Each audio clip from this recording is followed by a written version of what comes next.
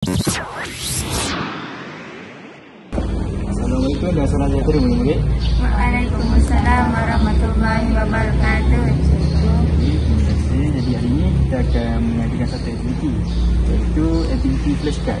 Jadi konsep permainan ini, saya nak salah seorang daripada kamu semua membaca kad yang ada dan murid yang lain perlu meneka sama ada gelaran dia apa. Ada doktor, wan dan sebagainya. Boleh? Boleh. Okay, kita mulakan dengan saya tulis sendiri ya. Nazira perlu membaca teks dan yang lain kena meneka.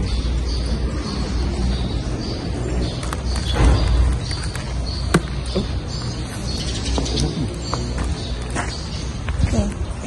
Soalan dia, saya seorang profesion dalam bidang undang-undang. Siapa tahu gelaran dia apa? Apa yang kira? Saya rasa peguam bela. Saya pun rasa macam tu. Peguam bela.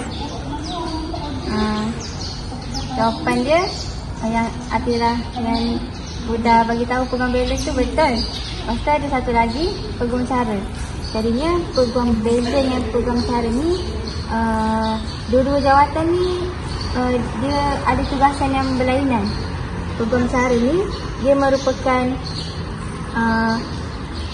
peguam yang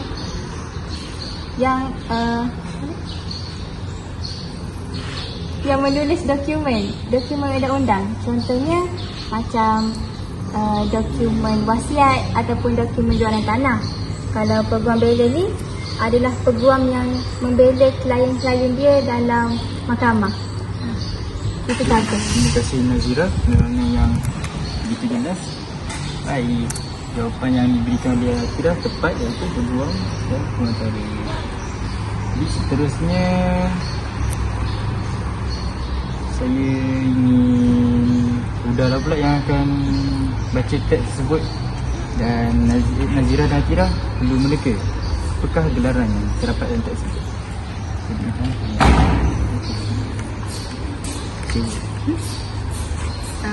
Soalan yang saya dapat, saya baru sahaja pulang dari Mekah untuk menunaikan ibadah rukun Islam kelima.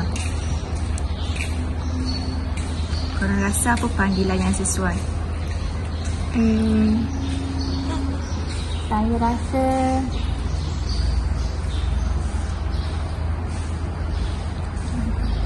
Saya rasa Tuan Haji. Saya pun rasa macam tu juga. Betul, jawapannya Tuan Haji. Seperti yang kita sedia maklum, gelaran keagamaan diberikan kepada individu yang memiliki pengetahuan tinggi dalam bidang keagamaan. Sebab tu kita panggil beliau Tuan Haji. Baik, jawapan yang tepat sekali. Tapi kalau Tuan Haji untuk lelaki, kalau untuk perempuan pula? Hajah. Bagus, anak-anak itu bagus tak? Jadi seterusnya Huda sudah, Nazira sudah. Siapa lagi yang dulu? Atira. Jadi Atira akan membaca teks dan yang lain perlu meneka gelaran apa yang ada ya. Atira silakan.